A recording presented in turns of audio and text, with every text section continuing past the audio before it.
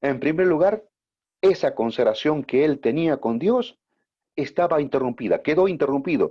¿Qué hizo claudicar su completa entrega de Jonás? ¿Qué cosa extraña entorpeció sus pasos? ¿Por qué comenzó a tener un pensamiento opuesto a la voluntad de Dios? Y vamos a ver dentro de esa consagración interrumpida algunos puntos importantes. Primero, su sano razonamiento fue entorpecido. Todos sabemos que Jonás era un profeta consagrado para comunicar el mensaje de Dios, una herramienta dispuesta para toda buena obra. Pero de pronto todo su ser quedó dividido porque algo entorpeció sus pasos. De pronto su vida no estaba dispuesta a obedecer, ni sus órdenes a acatar, ni la misión en cumplir. Una gran división se instaló dentro de su interior que a partir de allí se movió por instintos de la carne. Segunda Corintios, capítulo 11, versículo 3. Dice la Biblia, pero temo que como la serpiente con su astucia engañó a Eva, vuestros sentidos sean de alguna manera extraviados de la sincera fidelidad a Cristo. Bueno, hubo una consideración interrumpida porque su sano razonamiento fue entorpecido. Luego, su voluntad se revela. Nadie que no quiera rendir su voluntad para obedecer querrá depender de Dios. La desobediencia de Jonás fue un desafío abierto, porque Dios fue ignorado, su palabra menospreciada y su voluntad resistida. Todo esto sucedió porque Jonás no estaba dispuesto a negarse a sí mismo, a caminar dentro del plano de Dios, porque en él había varias cosas. Una voluntad indiferente. Él, como israelita, estaba indignado con lo que oyó. Él no estaba de acuerdo con Dios. Jonás, en ese estado de indiferencia, nunca podrá rendir a Dios una obediencia eficiente. Su indiferencia indica que las personas de Nínive no le interesaban. Solo había malos deseos hacia aquella ciudad. Por eso dice la Biblia en el versículo 3 del capítulo 1, Jonás se levantó para huir de la presencia de Jehová. Había una voluntad indiferente. ¿No es así nuestra vida cristiana? Que cuando conocemos la voluntad de Dios, aceptamos la voluntad de Dios intelectualmente, literalmente, pero en el fondo del corazón no estamos dispuestos a acatar, no estamos dispuestos a obedecer, no estamos dispuestos a poner nuestra voluntad bajo el control, bajo el señorío de la autoridad de Cristo. Por lo tanto, así como Jonás, hay una voluntad indiferente. Luego hay una voluntad terca. No puede nunca estar en el altar de la consagración a menos que se ponga en el altar en absoluta renuncia de sí mismo. En el libro de Salmos, el capítulo 32 y el versículo 9, dice la Biblia, no seas como el caballo o como el mulo, sin entendimiento, que han de ser sujetado con cabestro y con freno, porque si no, no se acercan a ti. Proverbios, el capítulo 28 y el versículo 14. La Biblia dice, cuán bienaventurado es el hombre que siempre teme, pero el que endurece su corazón caerá en el infortunio, dice la Biblia. También en el libro de Santiago, el capítulo 4, el versículo 17. La Biblia dice, al que sabe hacer lo bueno y no lo hace, le es pecado. La terquedad no nos hace bien, ni a nosotros, ni a los que nos rodean. No me cabe la menor duda que Jonás sabía cuánto Dios aborrece la terquedad. No solamente había en Jonás una voluntad indiferente y una voluntad terca, también había una voluntad soberbia. Jonás no destronará lo que para él es preciado. Él se deleitaba en pensar que solo Israel era exclusivo y de nadie más, y que toda nación idolátrica, gentil, debería morir sin perdón de pecados, sin oportunidad, sin compasión y esperanza. Jonás pensaba que su ministerio profético era solamente exclusivo para Israel. Pero sin embargo, la Biblia dice en Romanos capítulo 3, versículo 29, ¿es Dios solamente Dios de los judíos? ¿No es también Dios de los gentiles? En Proverbios capítulo 11, versículo 2, la Biblia dice, cuando viene la soberbia, viene también la deshonra, mas con los humildes está la sabiduría. Recuerdo que cuando era niño, Mi compañero de la escuela, que por cierto era de buena estatura y solía pegarme a mí, y no solo a mí, sino a mí, el resto de mis compañeros. Yo crecí con el recuerdo hacia él por el maltrato que sufrí en la escuela primaria, en los primeros años de la escuela. Pero un día toda mi familia tuvimos que mudarnos a otra ciudad y allí terminé la escuela. Pasaron los años y a los 17 años me había convertido a Cristo.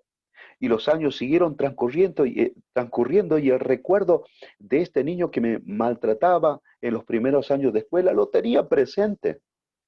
Un día nos encontramos en la calle y me saludó con mucho respeto.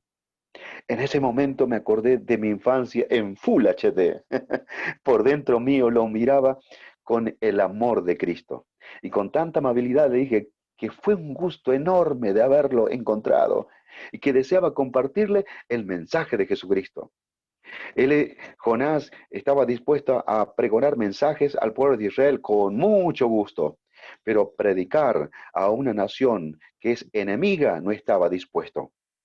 ¿No nos pasa a nosotros así? Nos es fácil predicar a un querido amigo, a un buen vecino, a un buen compañero de la escuela, a un buen conocido, a una persona que quizás nos ha agradado, pero pensar en que tengo que predicar a una persona que no nos cae bien, que nos ha ofendido, no queremos, nos, nos, eh, nos ponemos tercos y soberbios y no queremos predicar a esas personas. Jonás sentía lo mismo. Jonás pensaba solamente que su ministerio era exclusivo solamente para Israel, pero para los enemigos de Israel, no, claro que no, pensó él, con seguridad que sí. Pero así también, ¿cuántos predicadores que no aceptan invitaciones si no hay miles para que lo escuchen? Recuerdo que en una oportunidad, una amada iglesia invitó a un predicador de renombre para unas reuniones especiales. Este aceptó la invitación. Uno de los hermanos de aquella iglesia llamó al predicador una semana antes, haciéndole recordar que no se olvide que tiene un compromiso con ellos para dar el mensaje de la Biblia. Aquel predicador dijo, ¿irán mucha gente? ¿Invitaron muchas iglesias? A lo que el hermano dijo por teléfono, bueno, no vendrán miles, hermano, pero somos muy pocos.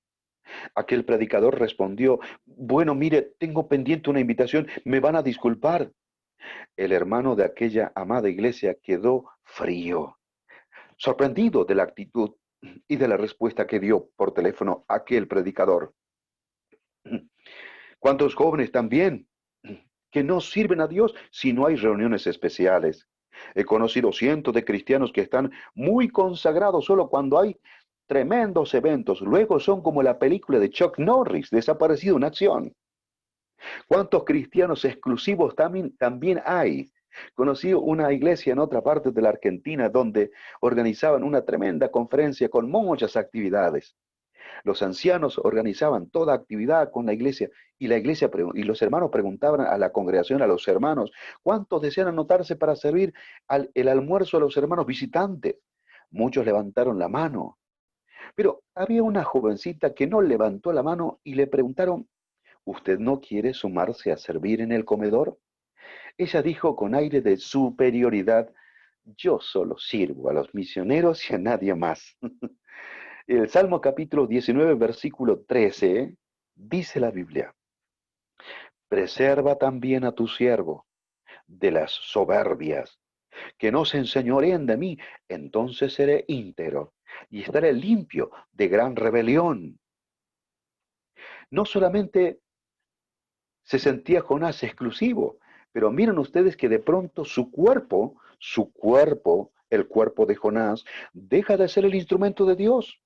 Su cuerpo es el elemento importante para poder servir, porque es el instrumento que Dios tiene. Dios, al darme una misión, desea que me dirija hacia aquel lugar donde Él me está mandando. Debo caminar, debo viajar, llevar el mensaje. Pero Jonás no estaba, no fue donde Dios le mandó.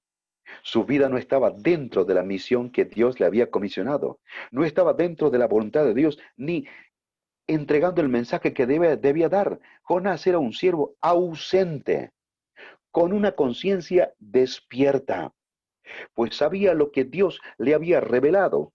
¿Cuántos cristianos solo quieren servir en espíritu, pero son muy ausentes en la obra del Señor?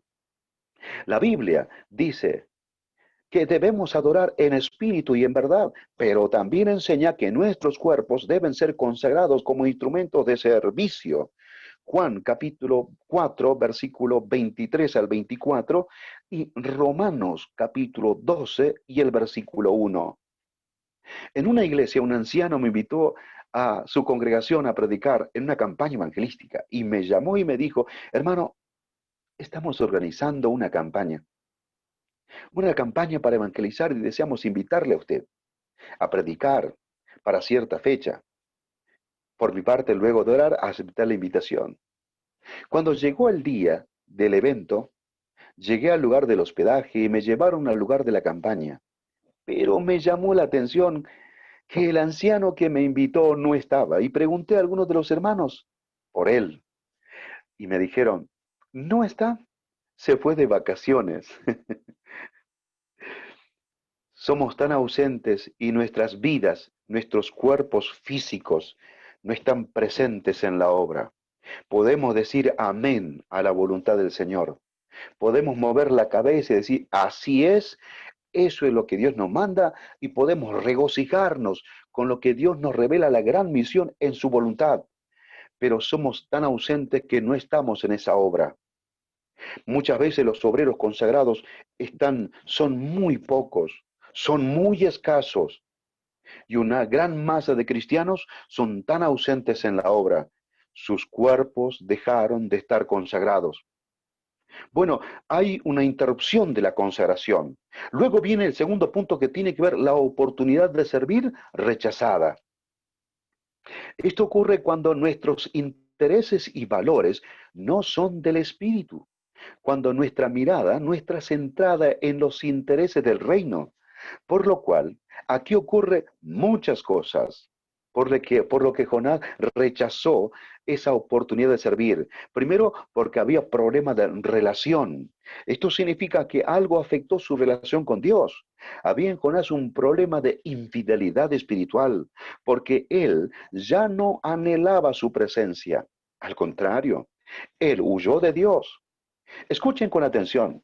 Una persona que tiene problemas con su relación con Dios es un cristiano que huye del compromiso con Dios y siempre tendrá, por favor, tengan en cuenta esto, una excusa para dar, un pretexto para justificar y una ocupación que lo distraerá.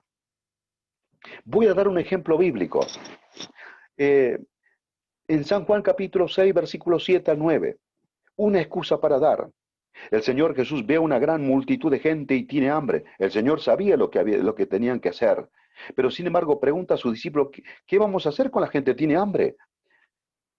Entonces el Señor le dice, dadles de comer vosotros. Felipe, uno de los discípulos de Jesucristo, dijo, 200 denarios de pan no basta para que cada uno de ellos tomase un poco.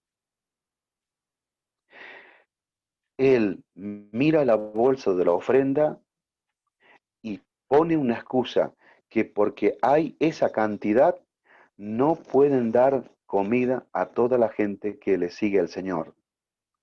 Luego, no solamente hay una excusa que se da, sino también que da excusa, o los que están poniendo excusas, también se ponen en la altura de un descalificador. Andrés dijo, aquí hay un muchacho que tiene 5 panes de cebada y 2 pececillos, mas, ¿qué es esto para tantos?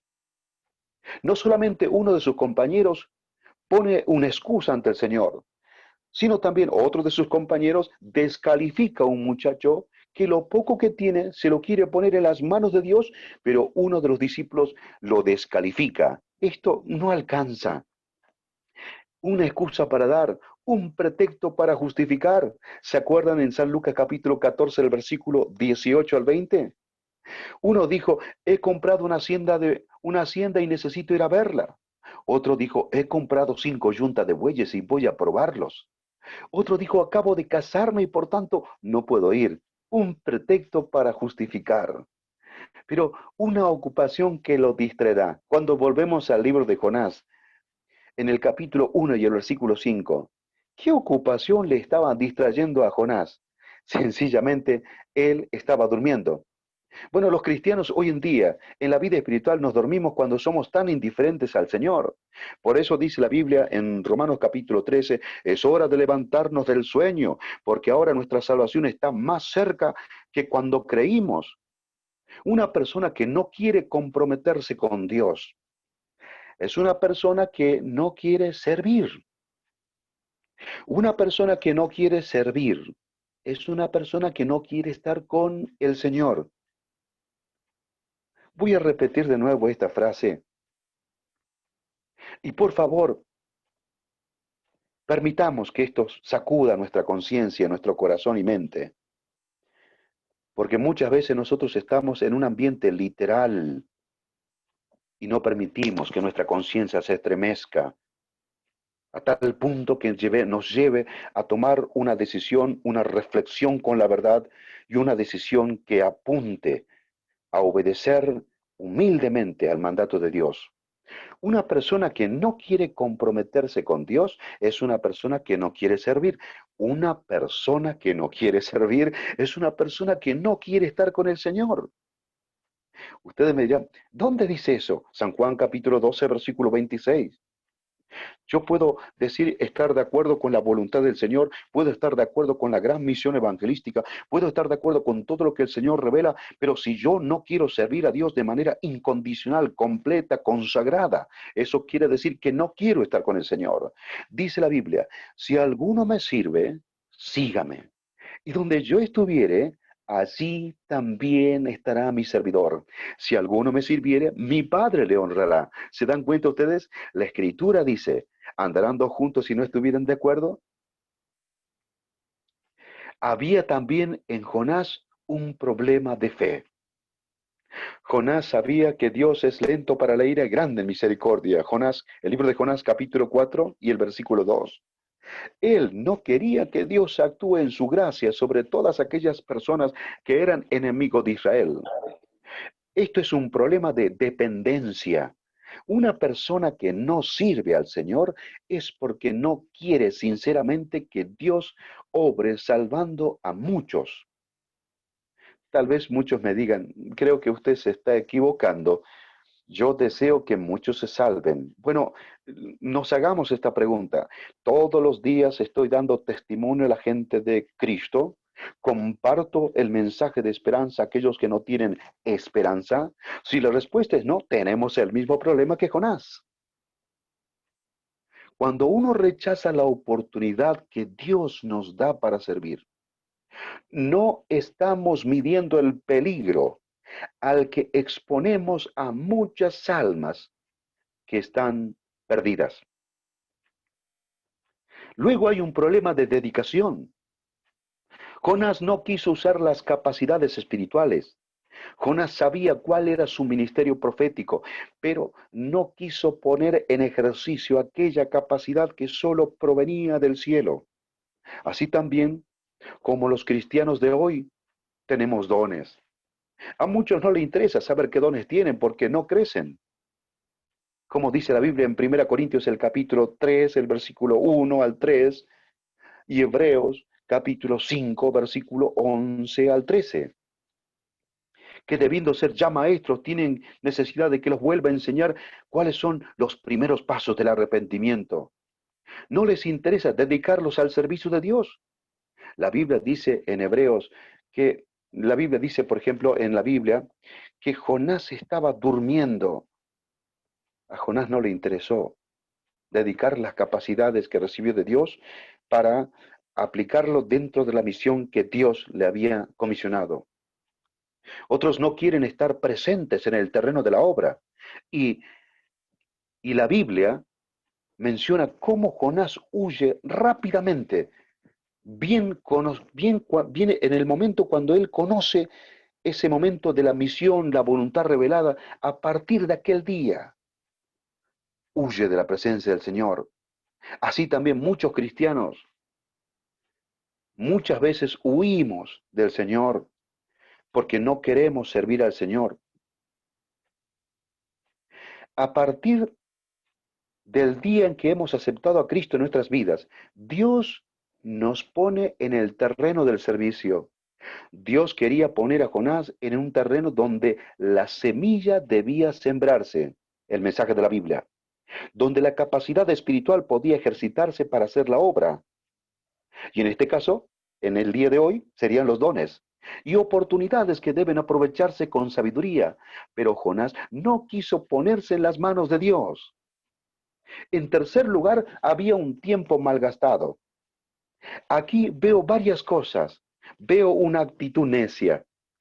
La salvación de miles de personas en Nínive dependía de una urgente respuesta al llamado de Dios y del correcto uso del tiempo de un siervo.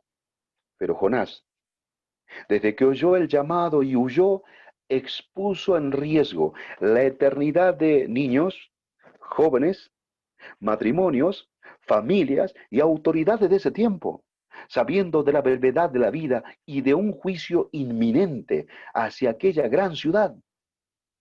La Biblia dice en Efesios capítulo 5, versículo 15 al 16, mirad pues con diligencia cómo andéis, no como necios, sino como sabios, aprovechando bien el tiempo, porque los días son malos.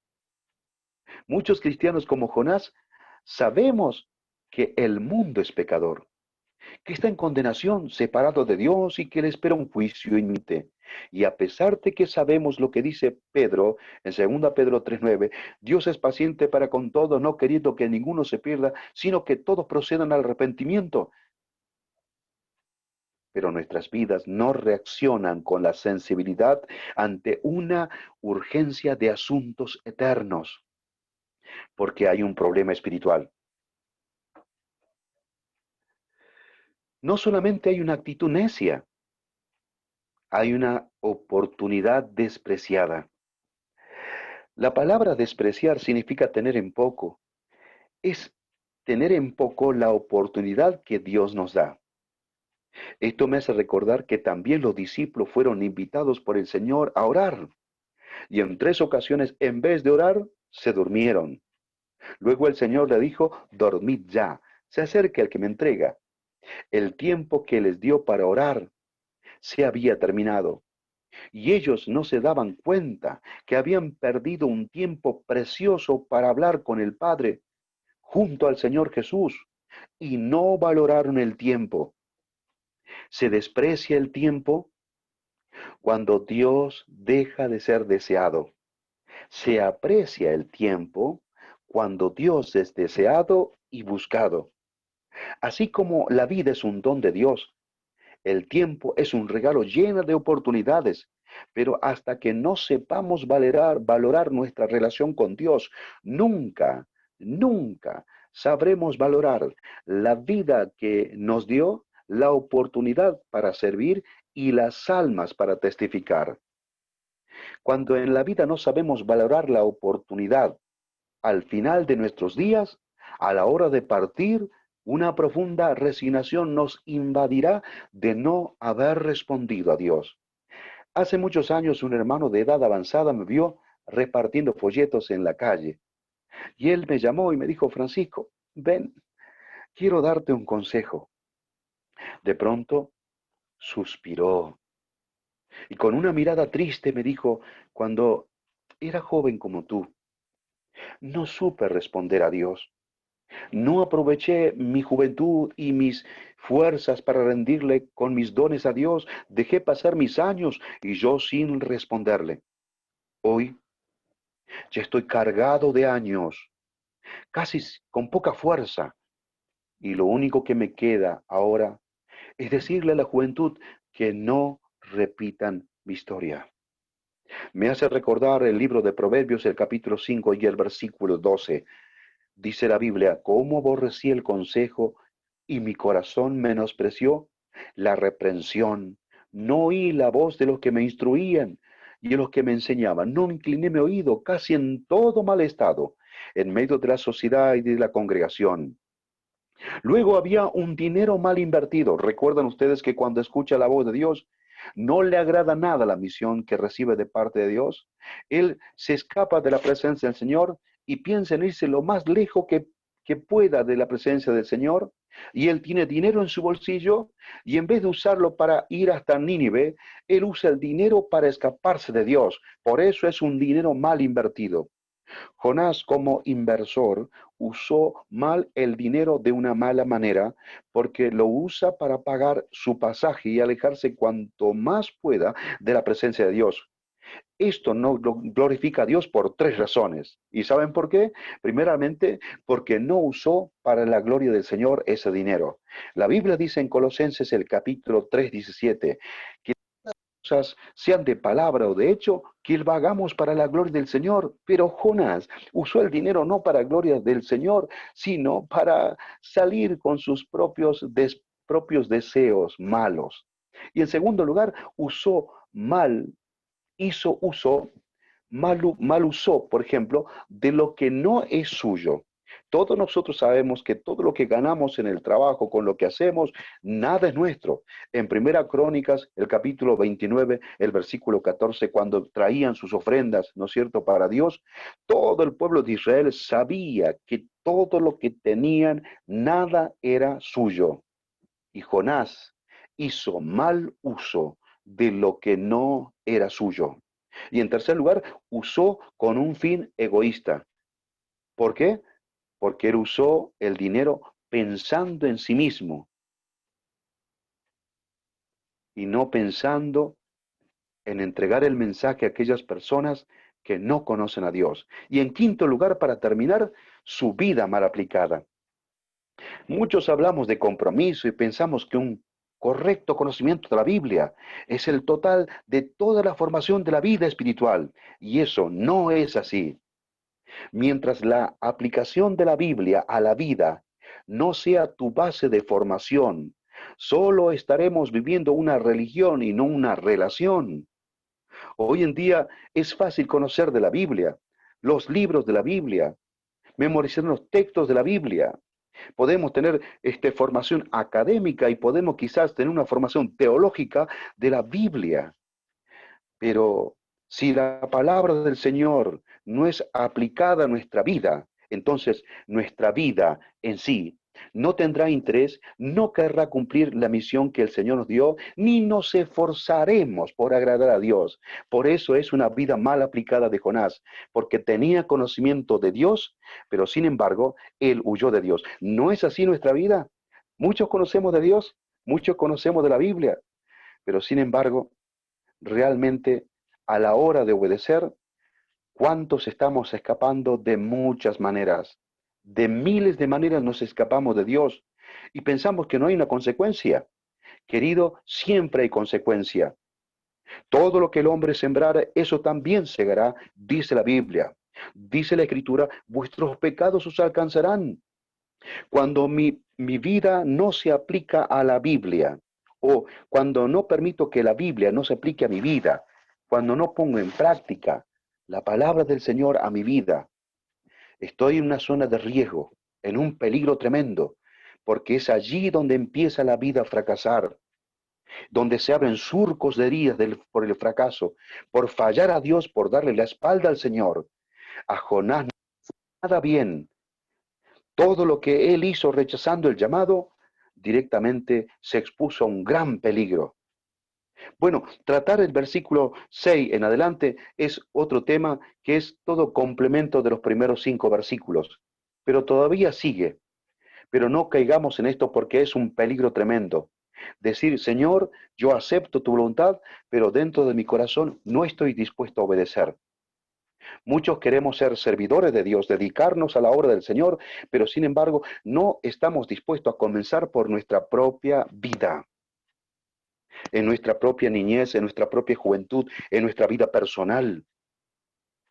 Si quiero ser un servidor y quiero ser usado, mi vida debe estar entregada, rendida completamente para estar bajo la autoridad del Señor, dispuesto a reproducir la vida de Cristo en mi vida.